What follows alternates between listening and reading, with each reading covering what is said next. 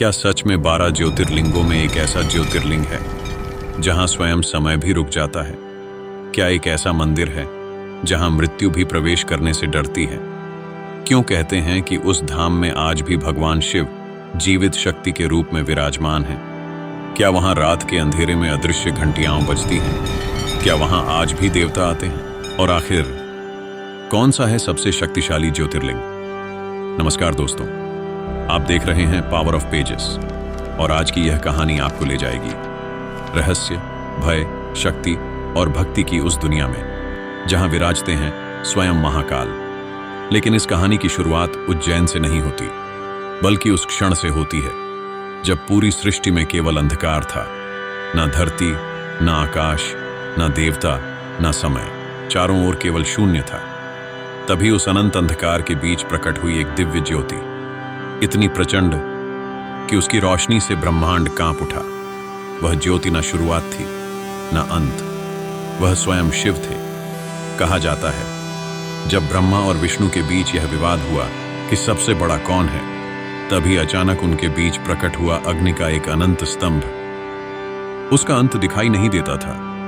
विष्णु वराह बनकर नीचे गए, ब्रह्मा हंस बनकर ऊपर उड़ गए। हजारों वर्षों तक खोजने के बाद भी दोनों उस ज्योति का अंत नहीं खोज पाए। तब उन्हें समझ आया कि यह कोई साधारण शक्ति नहीं, यह स्वयं महादेव हैं। और उसी दिव्य ज्योति से जन्म हुआ ज्योतिर्लिंगों का।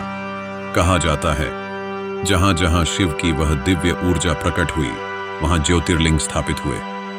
लेकिन उनमें से एक स्थान ऐसा था जहां शिव ने केवल दर्शन नहीं दिए, बल्कि मृत्यु को भी अपने अधीन कर लिया।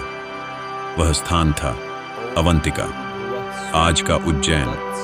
उज्जैन एक ऐसी नगरी जिसे देवताओं का द्वार कहा जाता था। यहाँ हर गली में मंत्रों की ध्वनि सुनाई देती थी। यहाँ रातें भी साधना से जगमगाती थी।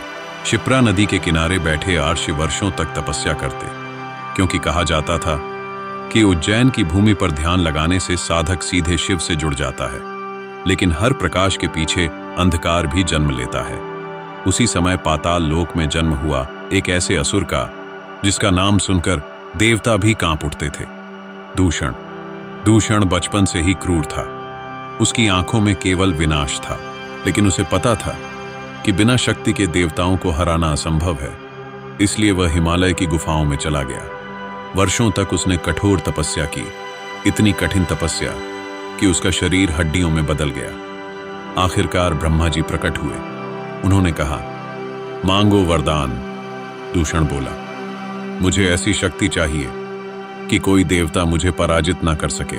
ब्रह्मा जी ने वरदान दे दिया। बस यहीं से शुरू हुआ विनाश। दूषण ने धरती पर हमला कर दिया। मंदिर तोड़े जाने लगे, ऋषियों की हत्या होने लगी, यज्ञ अग्नि बुझा दी गई। धीरे धीरे पूरी अवंतिका नगरी भय में डूब गई। लोगों ने घरों से निकलना बंद कर दिया। रात को बच्चों के रोने की आवाजें सुनाई देती। हर तरफ केवल चीखें थीं। लेकिन उसी नगरी में रहते थे एक ब्राह्मण, वेदप्रिय। वेदप्रिय शिव के परम भक्त थे। उनकी एक ही शक्ति थी, महादेव का नाम। हर सुबह वह मिट्टी का शिवलिंग बनाते, उस पर जल चढ़ाते और घंटों ध्यान करते। उनके 4 पुत्र भी शिव भक्ति में लीन रहते थे। जब दूषण को यह पता चला तो उसका क्रोध भड़क उठा। वह अपनी सेना लेकर वेदप्रिय के आश्रम पहुंचा। उसकी आवाज इतनी भयानक थी कि पेड़ों पर बैठे पक्षी तक उड़ गए। उसने चिल्लाकर कहा, आज के बाद अगर किसी ने शिव का नाम लिया तो उसका अंत निश्चित है। लेकिन वेदप्रिय शांत बैठे रहे। उन्होंने आंखें बंद रखी। यह देखकर दूषण आग बबूला हो उठा। उसने अपनी तलवार निकाली और वेदप्रिय की ओर दौड़ा। तभी धरती कांपने लगी, आकाश काला हो गया, तेज आंधी चलने लगी, क्षिप्रा नदी का जल उफान मारने लगा और अचानक पूजा स्थल के बीचों बीच धरती फट गई। उस दरार से निकलने लगी अग्नि, ऐसी अग्नि जिसकी गर्मी से असुर सेना पीछे हटने लगी। फिर उस अग्नि के भीतर दिखाई दी 3 जलती हुई आंखें, जटाओं से निकलती आग, गले में विशाल सर्प, हाथ में त्रिशूल। स्वयं महाकाल प्रकट हो चुके थे। उनकी गर्जना सुनकर पूरा ब्रह्मांड कांप उठा। देवता आकाश से यह दृश्य देखने लगे। आशी हाथ जोड़कर खड़े हो गए। दूषण ने हमला करने की कोशिश की, लेकिन महाकाल ने केवल एक हुंकार भरी और उसी क्षण दूषण भस्म हो गया। उसकी पूरी सेना राख में बदल गई। चारों ओर केवल राख उड़ रही थी और गूंज रही थी एक आवाज, हर हर महादेव। वेद प्रिय रो पड़े। उन्होंने भगवान शिव के चरण पकड़ लिए। प्रभु, इस नगरी को छोड़कर मत जाइए। तब भगवान शिव बोले, आज से मैं यहां महाकाल के रूप में निवास करूंगा। जो भी भक्त सच्चे मन से मुझे पुकारेगा, मैं उसकी रक्षा करूंगा। और उसी क्षण वहां प्रकट हुआ दिव्य ज्योतिर्लिंग महाकालेश्वर। लेकिन दोस्तों, महाकाल केवल एक मंदिर नहीं, यह समय का रहस्य है। कहा जाता है उज्जैन पृथ्वी का वह केंद्र है जहां से काल की गणना शुरू होती थी। प्राचीन काल में भारतीय ज्योतिष और समय की गणना उज्जैन से की जाती थी। इसीलिए शिव ने यहां महाकाल रूप धारण किया, क्योंकि यहां समय भी उनके अधीन है। लेकिन महाकाल मंदिर का सबसे बड़ा रहस्य है भस्म आरती। हर सुबह ब्रह्म मुहूर्त में होने वाली यह आरती दुनिया की सबसे रहस्यमयी पूजा मानी जाती है। पहले यह आरती श्मशान की ताजा चिता भस्म से होती थी। क्यों? क्योंकि महाकाल हमें याद दिलाते हैं कि मृत्यु ही अंतिम सत्य है। राजा, भिखारी, योद्धा सब एक दिन भस्म बन जाते हैं। और शायद इसी कारण महाकाल के सामने इंसान का अहंकार टूट जाता है।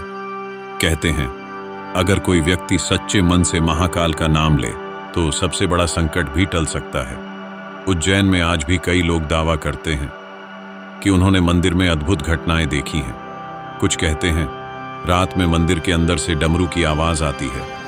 कुछ कहते हैं गर्भगृह में आज भी अदृश्य शक्तियां मौजूद हैं। और कुछ लोग तो यह भी मानते हैं कि महाकाल आज भी अपने भक्तों की रक्षा करने स्वयं आते हैं।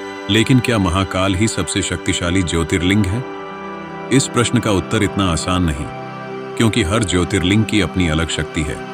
काशी विश्वनाथ टेम्पल मोक्ष का द्वार माना जाता है। केदारनाथ टेम्पल तप और त्याग का प्रतीक है। सोमनाथ टेम्पल पुनर्जन्म और अटूट आस्था का प्रतीक है। लेकिन जब बात मृत्यु, भय और काल को जीतने की आती है तो भक्त सबसे पहले महाकाल को याद करते हैं। रात के अंधेरे में उज्जैन की गलियों में गूंजता जय महाकाल केवल एक नारा नहीं, वह विश्वास है, वह शक्ति है, वह एहसास है कि चाहे कितना भी अंधेरा क्यों ना हो, महादेव अपने भक्तों को कभी अकेला नहीं छोड़ते। तो अगर कभी जीवन में डर लगे, अगर सब खत्म होता दिखाई दे, तो बस आंखें बंद करना और कहना जय महाकाल, क्योंकि जहां महाकाल है वहां स्वयं काल भी हार जाता है। अगर आपको यह कहानी पसंद आई हो तो वीडियो को लाइक करें, पावर ऑफ पेजेस को सब्सक्राइब करें और कमेंट में लिखें हर हर महादेव।